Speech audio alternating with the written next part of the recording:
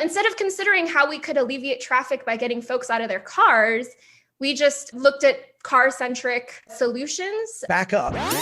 Say, this system doesn't need more money. It needs reform. It needs redirection. It needs to start taking its cues from human beings living in a city and what their urgent needs are. Sounds like a business community and a political community that's more focused on bringing people from elsewhere than actually serving the people who live there and giving them the kind of things that make them want to stay there, make them want to raise a family there, invest there. You're kind of in a rare opportunity to do a lot more. Your greatest bang for the buck is building an amazing city for the people who live there now and making it really, really easy for them to have a high quality of life where they can walk, where they can bike, where they can get to things easily. It is inescapable, the absolute allegiance to the automobile in every aspect of development. The first solution you hear when we consider the environment and transportation is we need more EV charging stations. And that's about it. We will never go back to this current paradigm.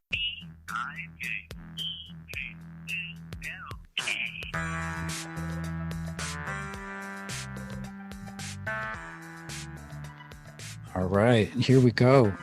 We have such a show tonight. First up, we have Jennifer Love Tang, who is a Monterey Park teacher and community organizer, and the writer of a Streetsblog article that went viral. The article is about how this Measure R money was given by Metro to Monterey Park, and Monterey Park is doing what with it, or wants to do? Build parking lots? Yeah, so we were given $100 million in Measure R funding, which is fantastic. It is more than almost three times our annual budget in the city. So monumental amount of money. And prior to last week, the proposal was to spend $60 million of it on new parking structures, and most of the rest of it on expanding lanes on our main boulevards. And then this was up for a vote?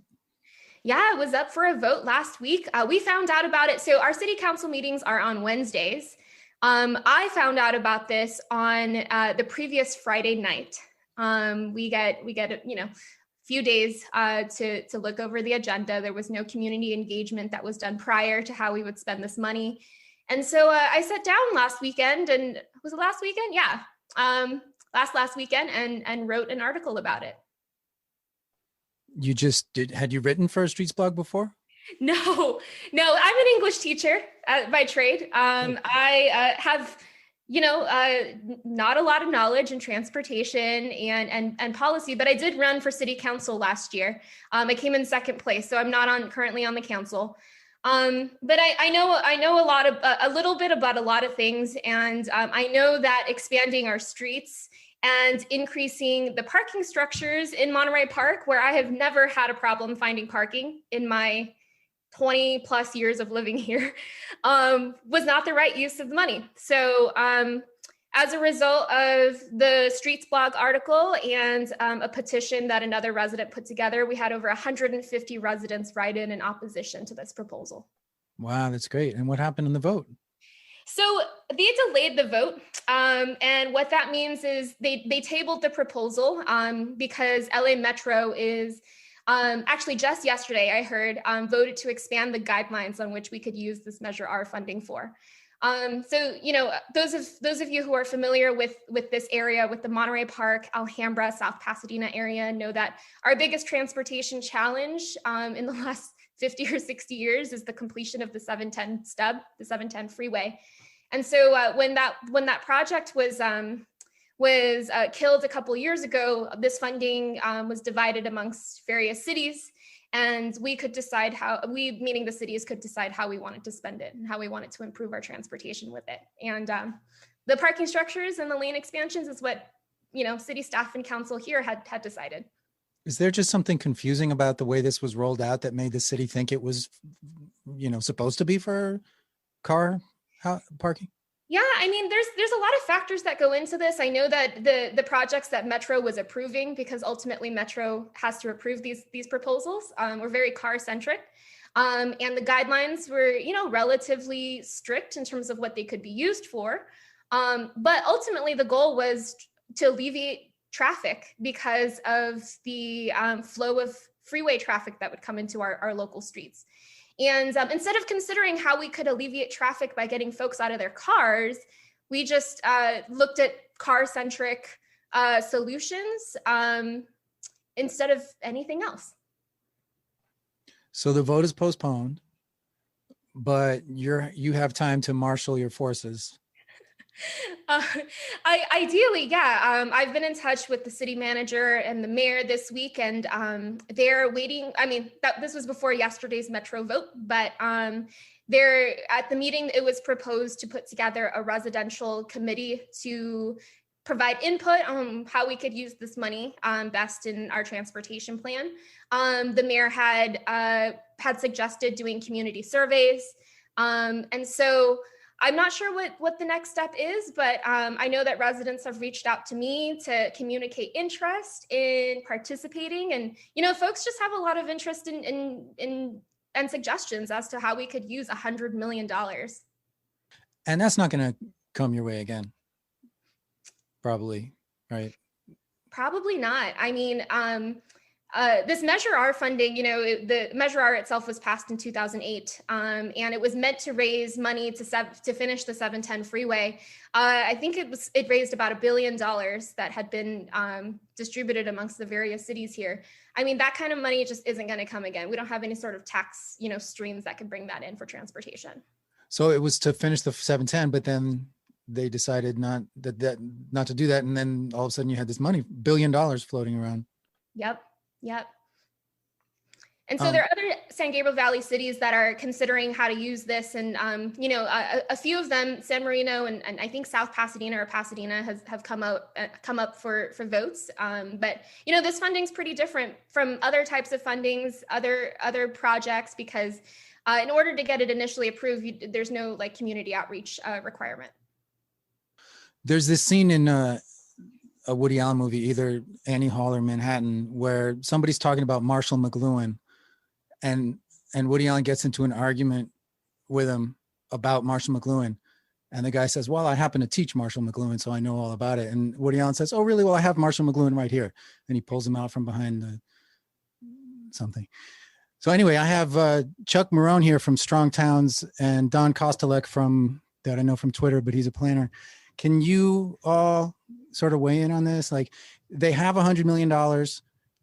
What should they do with it, or whatever you want, however you want to approach this?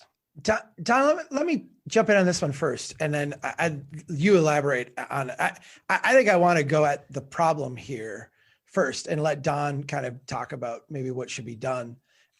It's fascinating because to me, what I see is a ton of needs at the local level. But they're all small. They're all, at the block level, at the neighborhood level. And what we have is the wrong delivery mechanism for this money. I think if we sit around and we talk about what should be done and we get beyond the kind of bureaucratic funnel, private sector, public sector kind of conglomerate coming together here to channel this money, I don't think it'd be very hard to identify a whole bunch of things that need to be done. The problem is if you get money out very quickly, what winds up happening is you take the bad projects off the shelf, the ones that have been sitting there because no one's going to do that. That's a ridiculous project. All of a sudden, it's raining money. Let's pull that project off the shelf and do it. And you wind up with in a sense, the values of the status quo kind of magnified out throughout the city. I think for people who want to see transportation reform, oftentimes they treat the money like a cudgel. Like, if we can just pump enough money into the system, we'll get the bike lane we want. And if we just pump enough money in the system, we'll get the sidewalk network that we want. And I think that's a strategy.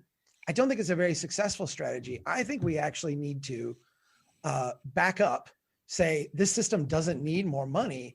It needs reform. It needs redirection. It needs it needs to start taking its cues from human beings living in a city and what their urgent needs are. And then we can start adding money back into the system again and pumping it in. But right now, the dominant response is going to be, how do we take the highway congestion, transfer it to local streets, and meet our level of service and our ADT targets and all the things that highway engineers value? Yeah, I agree. When you first started telling the story, my first thought was this kind of proves what I say a lot is we don't have a funding problem. We have a spending problem. And that's where I agree with Chuck totally. We have to have reform before we can trust putting more money in the system. And yours is the classic example. Here's a project they canceled, $1 billion. They're reallocating money, and we kind of want to go to the same solution.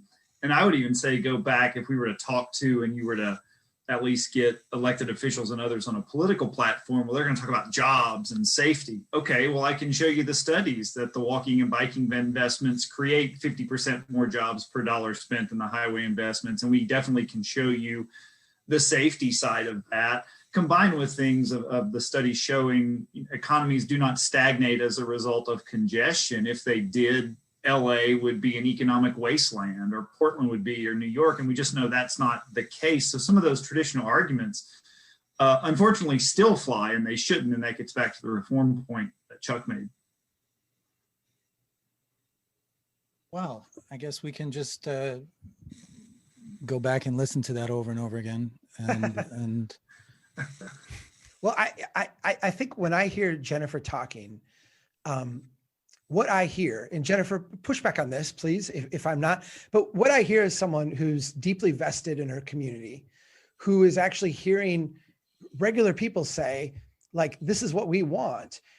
And she's not seeing that reflected in the policies and the programs that are being delivered. I really don't think, and I'm gonna go out on a limb, I really don't think that most of the people in the system think that this is like the highest priority. If this money were just given to the cities with no strings, no kind of earmark kind of things, no requirements that you have to meet this like engineering standard or this type of metric, that what would happen is that a lot of really good projects could come about because of it. But the problem is that these systems are not designed to deliver that type of flexibility. They're really designed to deliver the same 1950s project, kind of updated. And you guys in California, I'm from Minnesota. You in California, I'll put this veneer of, environmentalism, public process. We'll pretend to listen to people. We'll have, long drawn out things. And then ultimately we'll do the same thing that we were planning on in the beginning, but we just put like this happy veneer of engagement over it.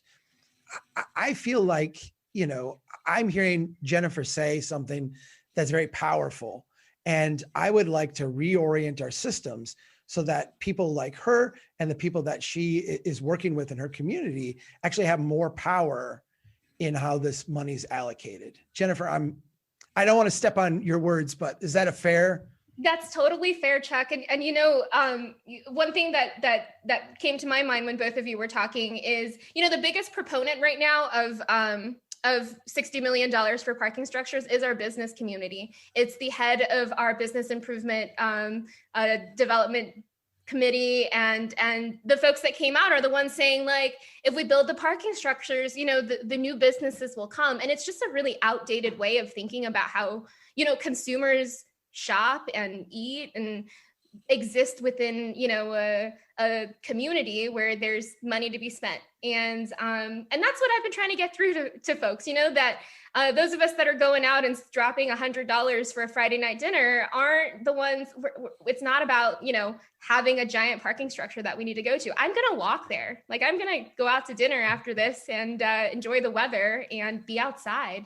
And, it's largely a generational divide, unfortunately, of how things have always been done.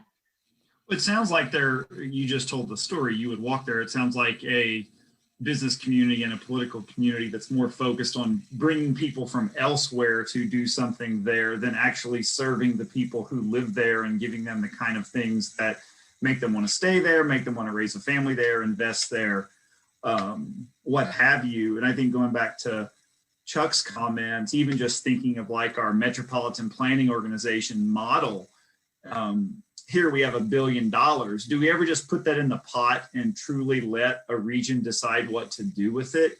No, we don't. It's not allowed. We don't want to flex, or we can't flex highway money to transit money or all these other things. We built all these barriers that sometimes makes it seem like those are the only options. And I think in your case, you're in a rare situation, and tell me if I'm wrong, that you truly have a lot of options on the table, where oftentimes with that infusion of money, we don't have that. And we tend to look at, $100 million for a highway. Well, that gets us a good road. That'll build business. And we never allow the discussion to get farther. You're kind of in a rare opportunity to do a lot more.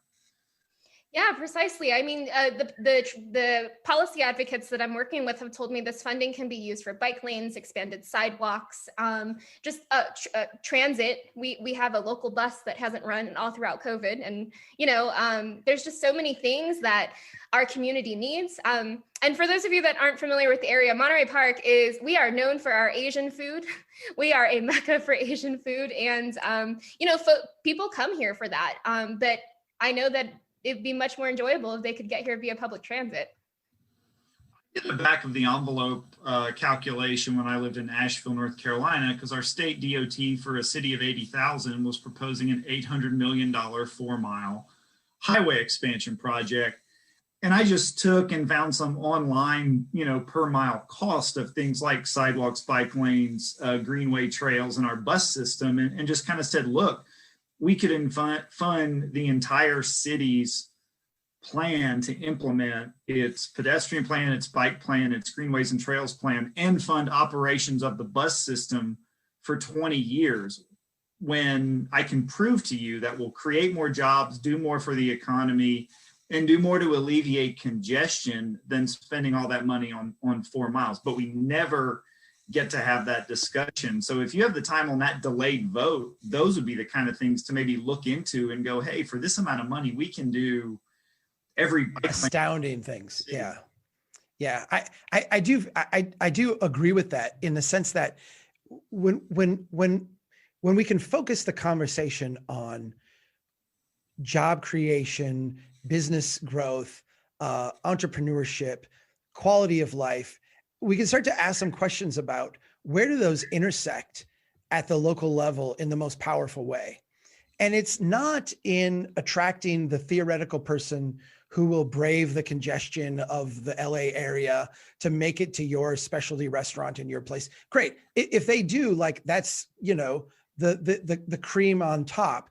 But the reality is that your greatest bang for the buck is building an amazing city for the people who live there now, and making it really, really easy for them to have a high quality of life, where they can walk, where they can bike, where they can get to things easily, where they don't have to get into their car, where the car is an alternative for them, not a mandatory requirement for full participation in society. And if you can make the thing about those types of investments is that they generally are small. They're really high returning. Like, they actually make your city wealthier. They make your place like a lot more prosperous. They'll increase your city budget without increasing your taxes. They actually will make your city budget work better. And they give people a ton more options and improve people's quality of life. This is what is so, I think, Don and I both get very, very frustrated, because what we see is a vast amount of potential prosperity and opportunity being wasted by a system that often doesn't give us the options you have. And so I do feel like there's a certain, I'm honoring you. I'm very proud of you. This is fantastic. I feel like your community, there's a certain responsibility here to not just follow the rote practice, but to actually have a more deep discussion on what does it mean to create prosperity, and how would we do, if with $100 million, how would we do 100 projects or 200 projects instead of 4? Why don't we do a bunch of small bets and like double down on them and see what we can do with this in a very creative way? You're almost playing with house money here, in a sense. So like leverage it in a great way. I'm taking notes for for my next meetings with the city council members and community members. I think both of you are exactly right, and I really hope that our city can become an example of that. But we'll see. Well, I think it's a thing too. It with the right themes, in that it should, in theory, cut across political lines, because what Chuck was describing is the most fiscally conservative government approach you could take. We want to bolster our tax base without, raising taxes. It's not the Walmart that pays the big bill but doesn't produce much per acre, like our friend Joe Minicozy talks about. It's the 2- and 3-story building that produces more jobs and more tax revenue per acre. And I think you could probably look at similar tax pull from, if it's a public parking deck, it's not going to have any property tax. Mm-hmm. For the city, and given land costs down there, that's a huge hole versus allowing it to be redeveloped as a multi-story private structure or something. I'm excited. Well, I think you also get it. You showed the power. It's one of the things I say, especially in the advocacy world with Twitter and stuff. You showed the power of social media. In some ways, you brought this maybe uncomfortable attention to this smaller city in this region that maybe was skirting under the radar. And when something goes viral, I don't think a lot of our public agencies are really aligned to deal with what they're getting in terms of quick response and quick feedback on things, because you have the ability with social media to say, hey, I have this issue going on in my city, and you can get 20 examples of somebody doing something different around the country. Mm-hmm. 15 minutes if it gets picked up by the right people. There's great power in that. Yeah, I'm really grateful for that. I was just going to say, go ahead, sorry. I was just going to say, the challenge now is keeping that excitement and that attention on it, on this issue as it goes, because, council could put this on the next agenda and just vote for it if we don't keep the pressure on. And so, the challenge for me is keeping this sexy and on people's minds as they think about, what we can do with this money. Well, this should be okay. So Strong Towns, your organization, Charles, write blogs about exactly this type of thing all the time, right? I'm sure. I've written hundreds of thousands of words on this exact set of topics. In fact, I have a book coming out in August on this exact topic. So yes, I'm tooling around on Google Maps, which is like the greatest tool for connecting people, because I'm an engineer, I'm a planner, I'm a map person. So when you start describing things, I want to see what this looks like. And when I look at your community, the last thing I see is a shortage of parking. I can't identify where you would actually put a parking ramp where it could potentially even pay for itself. It doesn't make any sense. You don't lack parking. And I'm sure there's people listening to this in your area that are like, I have a really hard time parking. No, you don't. You guys are close enough to downtown LA to know what like parking, that you have to pay for looks like, and parking where you've got to wait for, you don't have anything like that here. So to me, the low hanging fruit is clearly not, parking. I don't even know how that could become the issue that is driving anything, particularly from a business standpoint. You have so much land right now in parking that really needs to become something more productive for you, businesses, housing, all these other things that are far more urgent in your part of the world. The idea that we would somehow double down on parking is really a huge missed opportunity. An easy visual for anybody out there when you get into those is to take that Google Maps aerial or that Google Earth aerial, put it in a PowerPoint file, and do something like a yellow line where there's on-street parking, do a polygon in blue and maybe transparent for surface parking, and then another one in purple to show surface parking, the number of stories. And all of a sudden you see this visual that 30 to 40% of your land mass is taken up by parking. And I was kind of doing the same thing of looking at that and looking at that landform. And I bet it would be the dominant visual in your community, or even just take a zoomed in area where they're proposing this and show that kind of image to articulate the enormous landmass that's devoted to that. And that's for any advocate, any person working on that issue. It's a pretty simple thing to do, but it's a powerful visual. I'm going to ask Jennifer, you all, I mean, looking at where you're at in the world and understanding some of the macro dynamics going on in California, do you feel like you have an affordable housing issue where you are? Yeah. You feel like you have a homeless issue. You feel like you have, some job balance issue.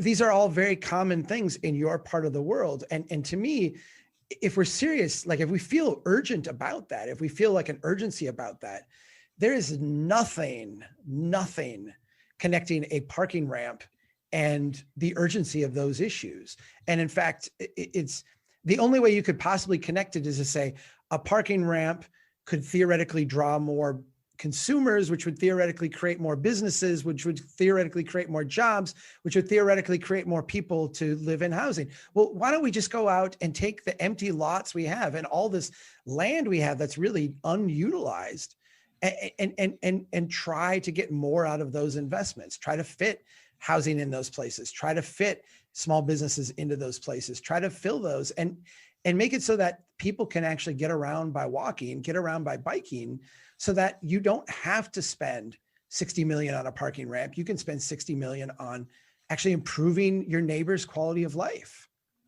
I feel an urgency for that, and I don't even live there.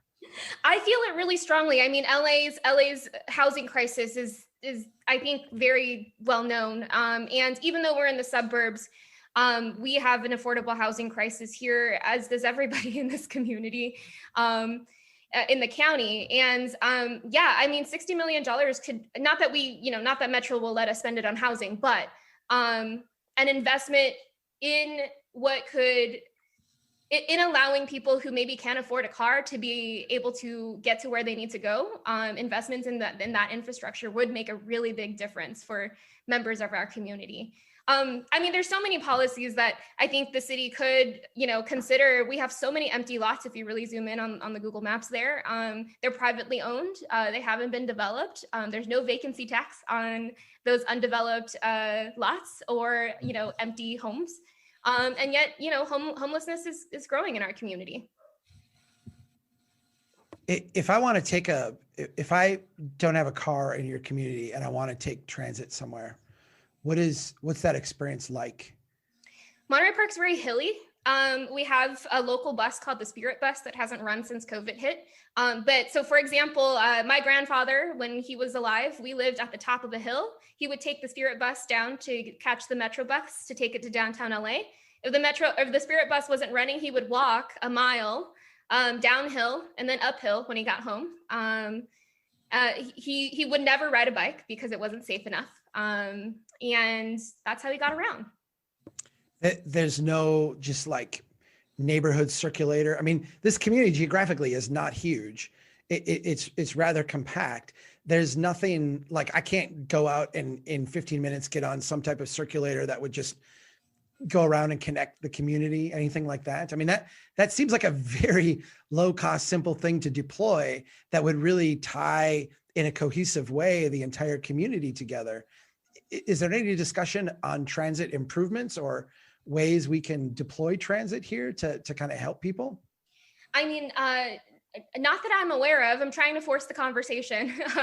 We have a, the Spirit Bus is something that when it was running pre-COVID was popular amongst students and seniors, which make up a great portion of our community. Our like median age is like 48, near 50, right? So it cost 25 cents to ride. So a lot of people took that, but the issue that I was hearing from community members was when I was running for city council was that those routes hadn't been changed in as far as we could remember. And so in the last 10 years, we had a huge development finally open. We have this massive shopping complex called Marketplace, and it has Costco and Home Depot and all of that. And a lot of people want to go there and shop, but the only way to get there is via car. And so the city, as far as I know, wasn't publicly considering changing routes so that folks could go to our new marketplace. We also I'm about 1.5 miles to a metro station that connects you to, the transit that goes across LA. And the bus, I think went near there, but if you want to get there now, you have to drive there and use the parking structure.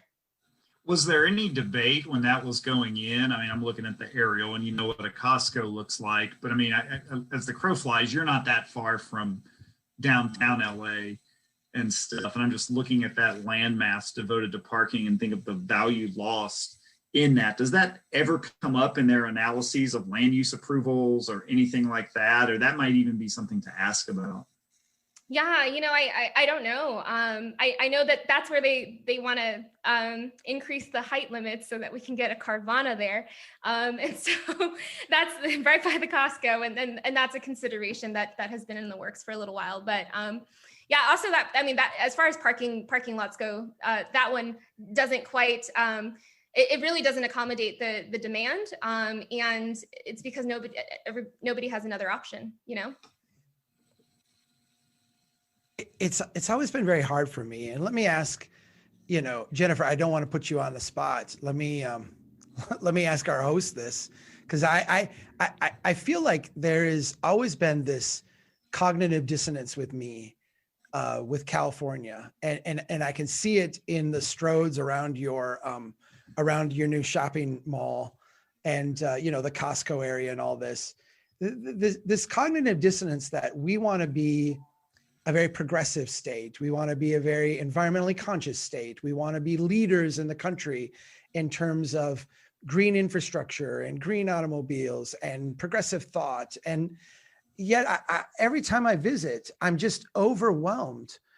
I mean, and it is inescapable, the absolute allegiance to the automobile in every aspect of development.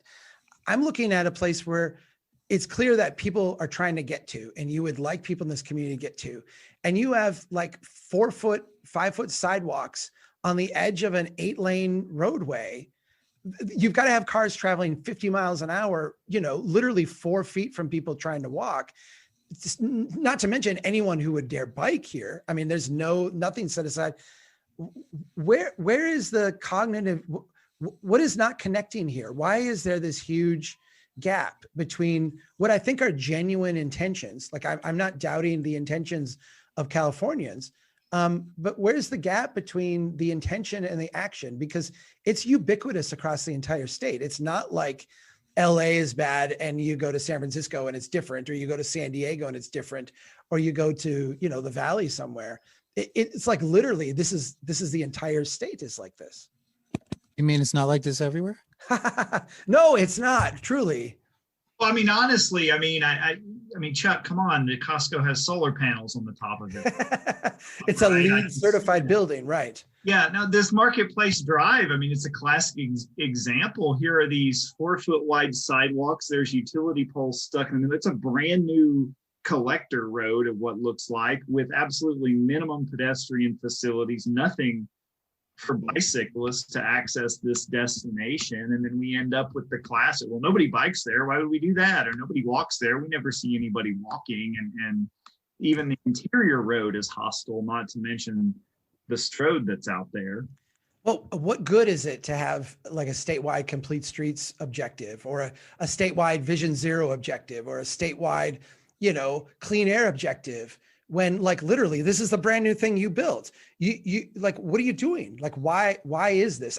I know this is not the two of you's vision, but as the outsider, as the like pragmatic Minnesotan who wants to share in your objectives, but really, and let me even take it a step further. And this, I don't mean to offend all of our Californians who are kind listening here today, but I think California would like to consider itself the national leader in Washington, D.C. in terms of public policy. They want us to look to California as being like the state to emulate. I have a hard time because I don't see it in policy on the ground. Why do you think that happens? Why do you think that is? I mean, I'd like to offer a political explanation because that is kind of where my expertise lies. I think it's there at the federal and maybe at the top state levels. But I think at the local level, city, school boards, counties, the solutions that I've heard start with cars. And we're so culturally, psychologically, economically, all the ways tied to our personal vehicles that, the first solution you hear when we consider the environment and transportation is we need more EV charging stations. And that's about it. It ends there, right? If we can get some more EV charging stations, we've done our job. If we can get more people to get EVs, we're good. And the conversation ends. The caricature that we have of California here is that. And I actually think that's sad because when I speak to Californians, that's not what I get. I mean, I get people who genuinely want things differently. I think there's this tension, and let me push back a tiny bit on you, Jennifer, and see how you react to this, because I feel like there's this tension when you said, I think the top part of the federal bureaucracy is on board, and I think the top part of the state bureaucracy is on board, but there's this kind of whole thing below there and I actually kind of feel it the other way. I actually feel like, if there was a real commitment at the state level, there wouldn't just be $100 million given to you and say, hey, go build parking ramps with this. It would be like, hey, we got this program. You can get up to $100 million, but you got to start doing things to change the development pattern, make it more productive. We'll give you 10 million because everybody gets a little bit because it's a pandemic. But if you want the other 90 million, here's things we'll do. And one of them is de-emphasize parking. You can't use this for parking ramps. You can't use this for building more collector roads. You can't use this for highway overflow through your neighborhoods. What do you, I guess the question that I'm asking and the thing that I'm struggling with is it feels like from my view, that it's the opposite as you describe it. It feels like the state is actually kind of saying one thing, but then willing to kind of put all the incentives in for something radically different. I mean, I see that. And I think it would be fantastic for the higher ups to be able to guide where this funding can be used. And in this specific case, from what I've been told, LA Metro had been approving very car-centric proposals and not approving other ones, right? And so you're definitely right. And when I think about that example, that's a prime case. I think at the end of the day, the less car-centric, the more active transportation type of proposals are coming from residents themselves. And it's just up to everybody else to listen to us. Is there well, I think getting back to Chuck's point, just kind of what I've seen in the state bureaucratic levels, I think there's, and this might be the issue that's going on there. I think one, especially for state DOTs, I don't think they realize or want to admit how much locals look up to them for transportation guidance. You're looking at a bureaucracy that even in a place like Idaho, is probably almost 1,000 employees. And in California, it's probably 10 to 20,000 employees of Caltrans versus a city whose transportation or economic staff might be 2 or 3 people. So they're looking to them for guidance. They don't really get it in this realm because that hasn't historically been their business. But this tends to look like, oh, well, see, look at the great thing we're doing. We're giving it to the locals to make their own decisions with. But the real guidance, the real tie back to those goals and initiatives and stuff that Chuck talked to seem to be absent. Have you seen any evidence of those kind of things? Not in my local advocacy. No, it is a point of pride, I would say, to allow the local jurisdictions to make their own decisions. And leave a lot of room. I know that one of the things we were going to chat about tonight are some of the myths in in transportation. And I think this is one of the main myths, is that locals have a lot of leeway and flexibility in what they do. I'll say here in my hometown of Brainerd right now, we're having this debate over the simplest, dumbest of things. In the downtown, they want to make colored crosswalks, which is like a basic. These aren't on state highways. They're not on federal roads. They're not even on collector roads. They're on little tiny streets. They want to put some decorative stuff in, and we're getting like we're asking permission at the city level. We're asking permission from the Federal Highway Administration. We're asking for guidance for them on what we can do in terms of like local crosswalks. So I do think that one of the myths, and you know, Jennifer, we should maybe make this clear, because I feel like maybe I've been a little hard on you or your city or your state. One of the myths is that local leaders can decide these things and go do them. They really do face an entire bureaucracy that is kind of in alignment on what the standards are, what the guidance is, what rules you follow, what you can do. And the change within that system really, unless you get someone who's a very progressive minded engineer, they're out there, they're wonderful people, you can find them, but you really have to work. But your standard run of the mill city engineer, your standard run of the mill, you know, DOT engineer is very much going to be by the book. And that book is the 6-lane collector that I'm looking at in your city right now. Don, I don't know if you have a thought on that or a response to that. Am I not being generous enough? No, I think there's some validity in that. I look at it and like you said, we're not picking you guys apart, Jennifer, where it's kind of this almost in the business of community group therapy. Yeah. and there's thousands going through the same kind of thing because every Costco, Home Depot, Buffalo Wild Wing shopping center doesn't look dramatically different from that. They might put in more landscaping or something, and that's where we draw the line. Yeah, I mean, what Chuck is saying is correct to a point, I would say, in going back to what you were describing. When you look at the case law and other things and get into the real wonky stuff that I do, if you find a good engineer that's willing to say, yes, I do not believe that painting local residential streets poses a safety threat, I'm going to document this exception and use my engineering judgment, they have leeway to do that. They may not know they have leeway to do that. They may have the state tapping them on the shoulders and those kind of things. We just haven't encouraged the type of flexibility that if you get deep enough into the quote unquote standards, it's there. And even just thinking back what you said, Jennifer, from a policy perspective, and then looking at this Costco, does the city in its transportation or traffic impact studies require an analysis of pedestrian and bicyclist quality of service or level of service? I don't know.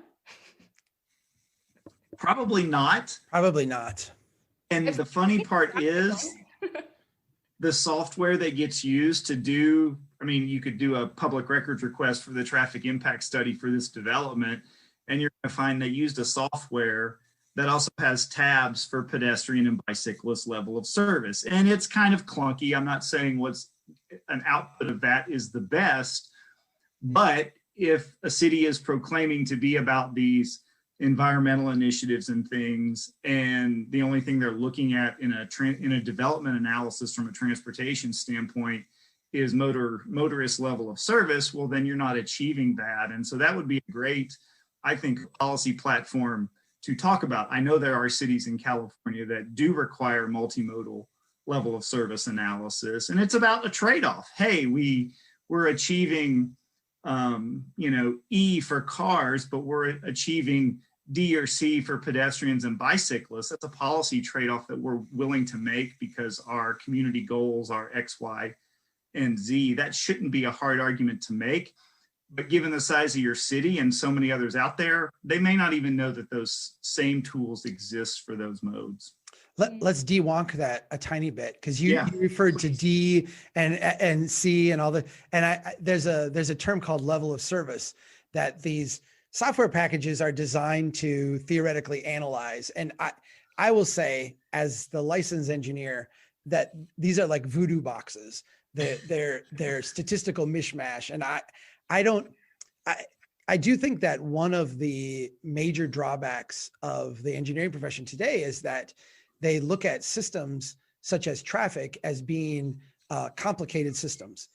They don't really appreciate the complexity and the dynamism that are involved in them. And because of that, their models look more like a mathematic equation as opposed to a human equation. Humans do all kinds of weird things. Like, let me give you an example. If traffic is really busy, they go at a different time. And if traffic is not busy, they go whenever they want. And so it's really interesting that when you build capacity, all of a sudden people who weren't taking trips before, all of a sudden take trips because there's more capacity. And so all of a sudden you haven't really solved the congestion that your model said you were going to solve by building additional stuff. We use these models all the time in these theoretical situations. When you're putting in a new building or a new development, they'll require them to do a traffic study. This is, to me, I call these things like perpetual employment guarantee regulations for engineers, because they really are nonsense statistics when they get done, because they're not dynamic types of things. But, you know, Don's point is really good in that we could do this statistical trickery with pedestrians and with bikers too. The models can do that, and they will have the same veneer of credibility. We just don't do that. And if we did that, it would give us the capacity to at least have a policy conversation in a development about trade-offs, about what we want, about what our objectives are. But the reality is we don't take that one little simple step. And to me, that calls into question intent. And I think that's where I get the most hung up with is, you know, if the idea of a complete street is we're going to build everything for automobiles like the best we can, and then we will do the minimal amount to accommodate humans outside of an automobile. What have you done? Like that's not a legitimate approach to something. If the idea is, it's not an integrated, exactly, it's an accessory. Values and analysis. So go back to that traffic study example. If you were to go in for this Costco, the best phrase that precision doesn't mean accuracy, and something like this traffic model or this traffic study will make elected officials feel really good because it'll have a very precise number that we're going to have 82 vehicles turning right between 8 a.m. and 9 a.m. in the year 2040. Therefore, we must build this. Oh, well, yes, that sounds very precise. Well, it's not very accurate because, like Chuck said. Well, that what you just said, people are listening to this going, they don't really say that, do they?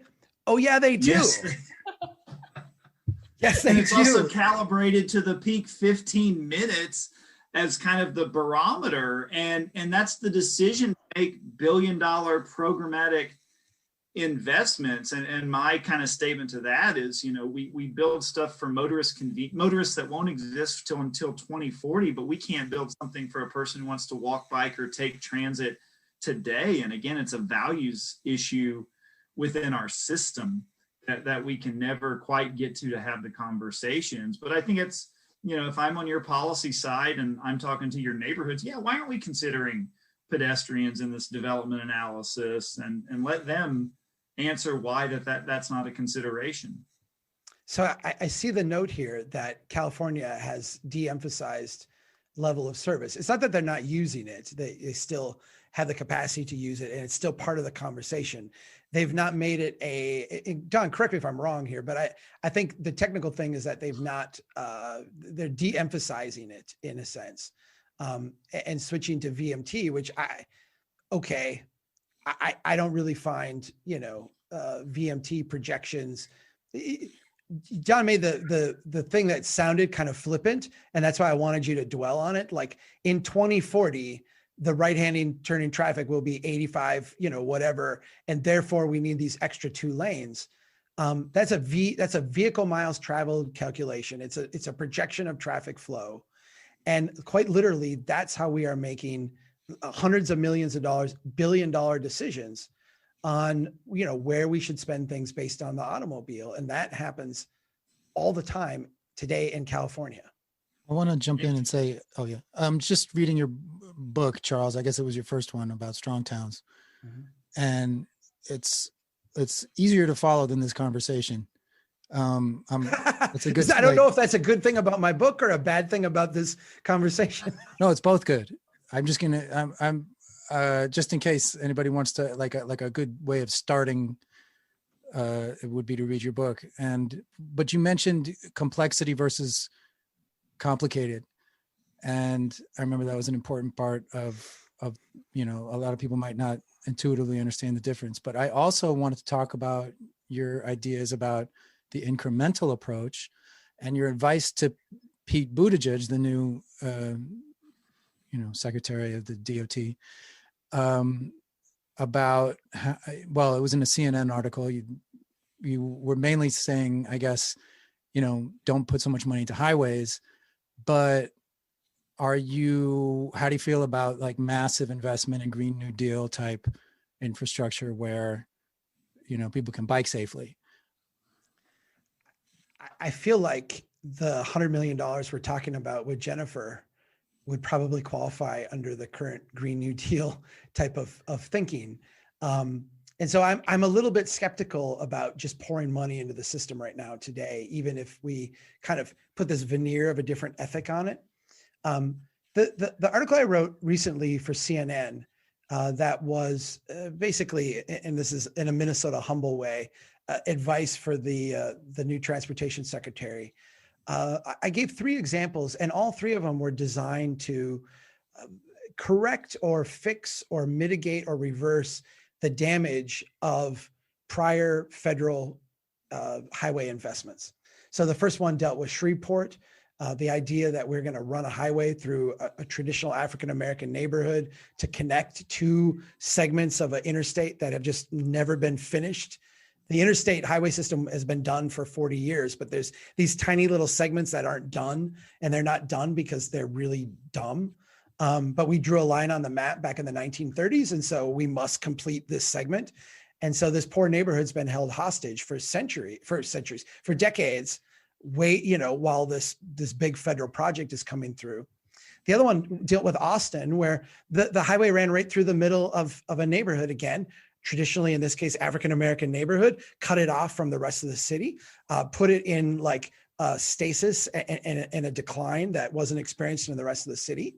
There's an opportunity now to lower the highway and reconnect those streets and actually create that neighborhood again, recreate it. As the DOT instead wants to put 20 lanes through, so widen from 12 to 20 and rip out even more homes and create an even bigger gap. And then, going to the secretary's own city and recognizing that what he did when he was mayor of South Bend, and I went there a couple of times and met with their staff, and they were genius people. They invested, they had 1-lane highways that went through their town to move traffic quickly. They turned them into 2 lanes. They slowed the traffic. They added bike lanes. They added wider sidewalks. They added more walking and biking emphasis, and they saw massive amounts of private sector investment, the real high quality of life kind of stuff that came in. And so to me, I think we could wrap that up in a Green New Deal kind of vision. When I hear people talk about Green New Deal, the next thing I hear them talk about is EV charging stations and that kind of thing.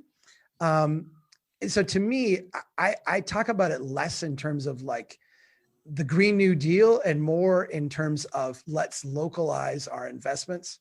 Let's create great feedback loops on the ground so that those highest returning investments, which are biking and walking and street trees and crosswalks and things that help people who are homeless and things that help people who can't afford to get in a home. These are our highest returning investments. If we can create the right feedback loops to have those emerge, I think we will never go back to this current paradigm. And can you describe how that feedback loop works? And is it going to happen fast enough? Like if you're looking at climate change, is it all going to come together fast enough in any scenario? I think it's a good question. I will say this, and I think that California represents a special case because California has Prop 13, and Prop 13 creates these really horrible, distorting incentives for local government to favor the Costco over the local entrepreneur, to favor the big condo unit project that creates 100 homes over the incrementally building 1,000 homes in many different places. You have created a tax system that reinforces kind of the worst behaviors and the worst incentives. And the feedback loops that I'm talking about are ones where if local governments want to, let's say, quote unquote, grow their way out of their fiscal challenges, they actually have the right feedback loops to do that. If I spend if I spend $60 million on a parking ramp, I'm going to lose $55 million. Like that's a bad investment. If I spend $50 million on biking and walking infrastructure, street trees, crosswalks, sidewalk repair, this kind of thing, I'm going to make $200, $250, $300 million. That's the way the math works on these. In your city, in California, that doesn't show up in your city budget. Like you don't get that feedback loop because if you make the existing properties more valuable, you're limited in terms of Prop 13 on how much taxes they will pay, what that feedback loop is. And so you have trapped your land use in stasis, not allowing it to change and adapt. And you've created this huge incentive for communities to favor these big new development types of projects in order to cash flow their government in the short term. And that just makes all of it not work real well at the local level. You don't have that in Idaho. You don't have that in Minnesota. So Don and I are working in systems that have a little bit more dynamism than what you've created in California. Didn't you just answer your own question from earlier? What's that? Why is California like this? Yeah, I have my own theories, but I think that we could confirm my biases all day. I think that to me, it's interesting to talk to people who are there because I think you have a different take that I may not fully appreciate, right? Yeah, I think the going back to your question, Nick, on just if we were to massively reform our transportation investment, we still have a lot of other policy issues that we have to address. One of the studies my colleague and I have worked on here in Boise is just school siting and school campus development policies. And we're building high school campuses in the Boise area that are bigger than the site of the Pentagon. And we claim to be a fiscally conservative state that's, burdening local cities to extend services out to there. And then guess what? The city built the sewer so the developer can more easily tap into it. And we don't even do a good job of master planning the land use around those things to at least take advantage of some economies of scale. And then when we go to talk to school superintendents about the transportation costs, well, we don't pay that. The state pays for transportation costs. Well, who's the state? It's our taxpayer. So we've got what Chuck's getting at, some of those things is the start of addressing these disconnects that we could just go down the line one after the other, even outside the traditional transportation realm that we've created for Idaho's an example for claiming to be a fiscally conservative state in 80 acres off the public tax rolls in perpetuity. We've saddled local communities with road system and busing and service challenges that they can't possibly address. And our issues are our cities just see themselves as this massive expanse of annexation. And the first one or two that we really have in our region that gets fully surrounded and can't grow is going to have this horribly fixed footprint that they're going to start getting into the growth Ponzi scheme issues and the other stuff that Chuck talks about. It's just not going to pencil out in the long run, but I fear they're not going to adjust that till they learn their lesson.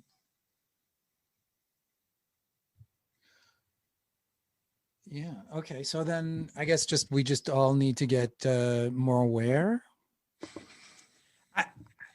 Let me give you the hard answer, but the simple answer. I think that what we have done is we have spent 70 plus years kind of trying to create growth from the top down. And we've created these systems that we can replicate very, very quickly, very intensively, and create a lot of jobs and a lot of growth and a lot of transactions in our economy. But what we have created is these cities that are very spread out, don't make very good use of these investments. And what we need now is an extended period of time, 20 years, 30 years, 40 years or more, where we thicken these places up and make better use. I talk about putting more meat on the bones, basically going into these places and helping them thicken up. And that's a different economic model. That's a different development model. And it's one that is hyper local. And so to me, if I'm looking at California, I'm less interested in what the large state policy is that's going to create high-speed rail or going to create EV charging stations or whatever it is. And I'm more interested in creating dynamism at the block level so that neighborhoods can start to adapt and evolve and make better use of this framework that we've actually invested in and built and now have to spend money maintaining that we don't have. And go back to the Costco example you brought up, Jennifer. Maybe there is a reason to accommodate a certain level of motor vehicle demand and service that's there. But when I look at that footprint and knowing what I do about land values and how close you are to downtown LA, why isn't that in a parking structure with those other acres of land in multi-story buildings and getting the policies? If Costco wants to be there, they'll be there if they have to build an urban template type of store, but at least give that land an opportunity, like Chuck said, to create an identity, to create a neighborhood. And maybe, you've got urban Home Depots in Chicago and other places. There's examples of those that come about because of policy. But I look at that and go, we would build that same thing here in Southwest Idaho, where the land isn't anywhere close to as valuable. And we're starting to feel the housing issues. But I just take Chuck's meat on the bone and apply it to any new suburban strip mall and think about those things, and you can see that concept in action. I just want to answer my own question. What do you do about climate change if you're not going to go the big way or the Green New Deal way? And I think that, to use your phrase, Charles, dynamism at the local level, I could see that really just somehow resonating all over the world all at once. And on that note, if I know Jennifer has to go, I know I have you guys for an hour anyway. So hey, thanks, friend.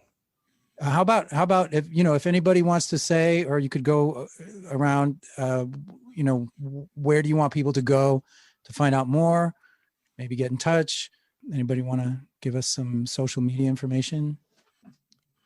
Well, I think at least on the transportation side, the work right now that Transport for America, Beth Osborne and her group is doing, they're really trying to turn the screws at the national policy level.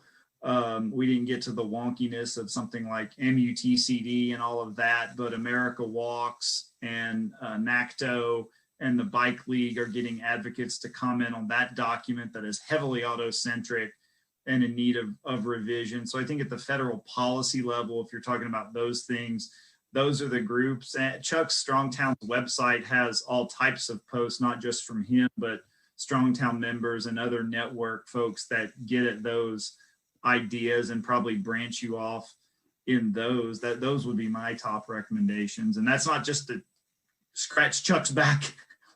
No, because my top recommendation is to follow Don on Twitter. Because seriously, it's a fantastic Twitter feed. Don, what's your handle, man? Kostelec plan. That's right. So you can follow us at Strongtowns on Twitter. I'm at CL Mahron. The book is Strong Towns, and the one I've got coming out in August is called Confessions of a Recovering Engineer, and that will be available sometime towards the end of August. I'm going to get dynamism at the local level tattooed on my arm. And, I'm at Jennifer Love Tang on Instagram, and my article about the $100 million proposal is on LA Streetblogs. Are you going to do a follow-up to what happens next with Streetsblog? And that I definitely want to know. I got to go check that article out. I guess I have to now. Yes. Thank you for your leadership, Jennifer. What you're doing is courageous and brave, and we need people like you asking these hard questions and bringing this forward. So I really have a lot of respect for what you do. Thank you. And thank you to you both I didn't expect to get an hour-long consulting session here, so I'm going to rewatch this and take notes. We'll build the city. Yeah. All right. Thank you, everyone. Thank you. I rise in the morning and greet the day. Pull out the bike and I'm on my way. The transportation shows I care. Every turn of the pedal cleans the air. Green and the green, I'm saving the planet. Just like my friends Dale, Sean, Toby, and Janet. No greenhouse gas, a tiny carbon footprint up your ass. I'm on a motherfucking bike. I'm on a motherfucking bike.